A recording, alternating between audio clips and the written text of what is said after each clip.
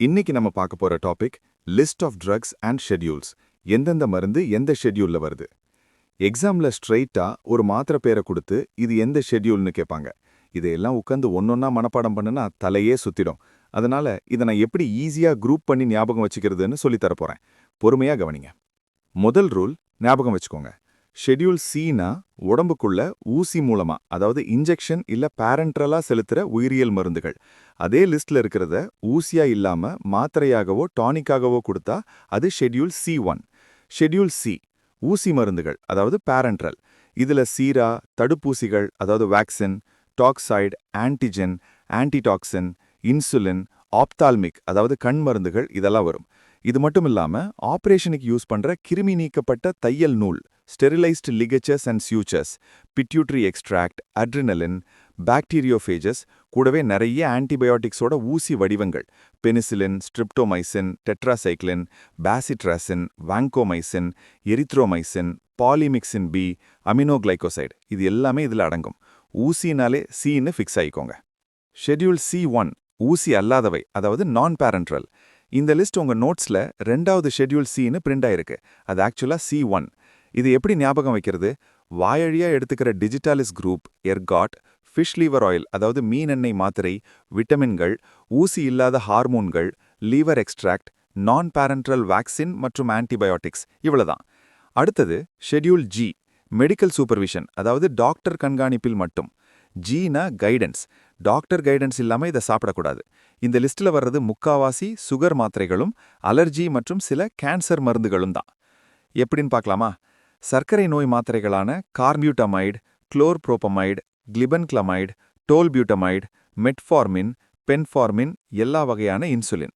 அடுத்தது அலர்ஜி மற்றும் பிற நோய்களுக்கு அமினோப்டெரின், பிளியோமைசின், கேன்சர் மருந்து, குளோர்தயசைடு, டைஃபென்ஹைட்ரமின், எத்தோசக்சிமைடு, ஹைடான்டாயின், ஃபெனிரமின், தயோடீபா, ட்ரிப்ரோலிடின் மற்றும் குளோர்ஃபெனிரமின். இந்த பேரெல்லாம் பார்த்தாலே ஐயா டாக்டர் வழிகாட்டுதல், கைடன்ஸ் ஜி முக்கியம்னு உங்களுக்கு ஞாபகம் வரணும். அடுத்தது ஷெட்யூல் ஹெச். கட்டாயம் டாக்டர் சீட்டு வேண்டும், அதாவது பிரிஸ்கிரிப்ஷன். ஹெச்னா hand over only on doctor's prescription. இது நம்ம அடிக்கடி மெடிக்கல்ல பார்க்குற டென்ஷன், பிரஷர் மற்றும் வீரியமான மருந்துகள் லிஸ்ட். இதுல ஏசிடிஹெச், அனால்ஜின், டென்ஷன் மற்றும் தூக்க மாத்திரைகளான ஆல்ப்ரசோலாம், பார்பிச்சுரிக் ஆசிடோட உப்புகள், பிபி மாத்திரையான கேப்டோப்ரில், குளோனைடீன் வருது. அப்புறம் இதயத்துக்கு டிகாக்சின், யூரிக் ஆசிடுக்கு ஆலோபியூரினால், ஸ்டீராய்டான பீட்டா மெத்தசோன், குளோரல் ஹைட்ரேட், டாப்சோன், குஷ்டரோக மருந்து, கார்பிடோபா, தயோடீபா, பிரிமிடோன், எத்தாக்ரினிக் ஆசிட், சைக்ளோபாஸ்பமைடு, ஆக்சிடோசின், டெலிவரி டைம்ல கொடுக்கிற ஊசி மருந்து, மெபெண்டசோல், குடற்புழு மாத்திரைன்னு பெரிய மெடிக்கல் பட்டாளமே வருது. பிரிஸ்கிரிப்ஷன் இல்லைன்னா நோ என்ட்ரி. அடுத்தது ஷெட்யூல் ஜே ஜாது, அதாவது மேஜிக் வேலைக்காகாது.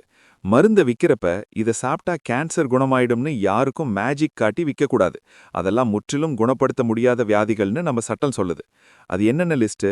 எய்ட்ஸ், அத்திரோஸ்க்ளிரோசிஸ், அதாவது இரத்த குழாய் அடைப்பு, கேன்சர், புற்றுநோய், மூளை தொடர்பான நோய்கள், அதாவது பிரெயின் டிசார்டர்ஸ், லெப்ரசி, தொழுநோய், காய்டர், டிபி, காசநோய், மஞ்சள் காமாலை, ஜாண்டிஸ், பெராலிசிஸ், பக்கவாதம், மரபணு கோளாறுகள், genetic disorder, typhoid, small box, ulcer, அதாவது அல்சர், குண்டாகிறது, ஒபிசிட்டி, நிமோனியா, வலிப்பு, எபிலெப்சி, இரத்தத்தில் விஷம், பிளட் பாய்சனிங், பிளேக், சிஃபிலிஸ் மற்றும் கொனோரியா மாதிரியான எஸ்டிடிஸ், ஸ்டெரிலிட்டி இன் விமென், அதாவது மலட்டுத்தன்மை, மற்றும் கேங்க்ரீன், அழுகல் நோய்.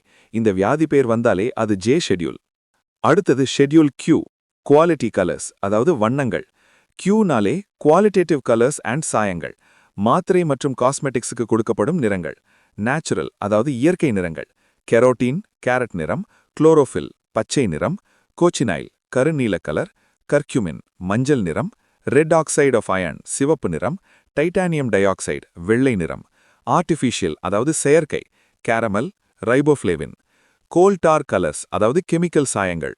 டாட்ரசின், Eocene G, indigo carmine, erythrosine, Sudan 3, கார்மோசின், நாஃப்தால் blue black, ரிசோர்சின் brown, orange G. Lakhs, மேல சொன்ன கலர்களின் அலுமினியம் அல்லது கால்சியம் உப்புகள் கலந்தது. இதுல ஏதோ ஒரு கலர் பேரை பார்த்தா அது கட்டாயம் கியூல தான் இருக்கும்.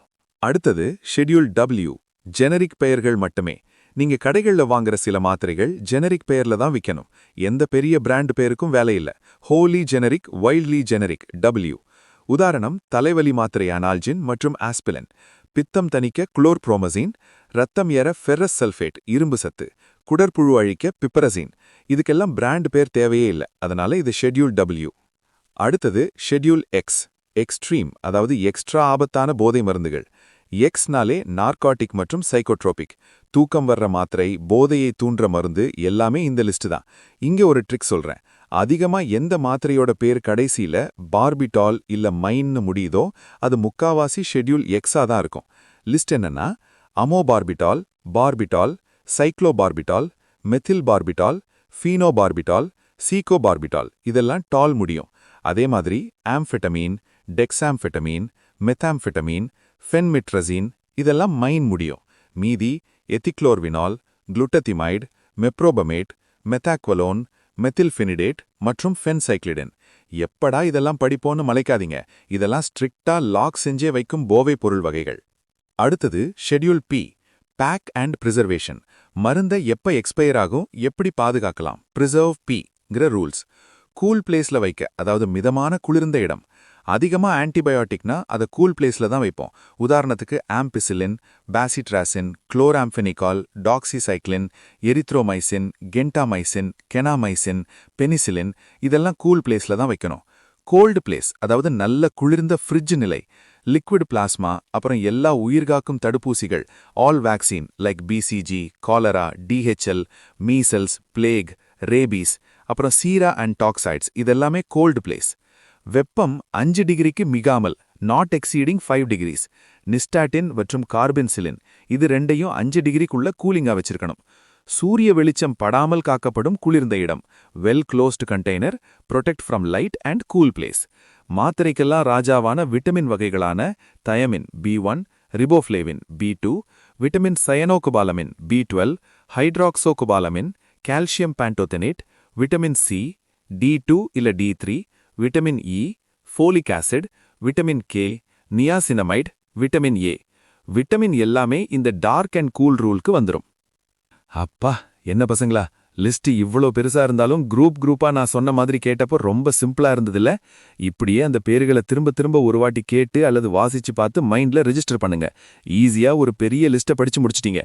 நான் போய் அடுத்த கிளாஸுக்கான நோட்ஸோட வர்றேன். All the best. பை.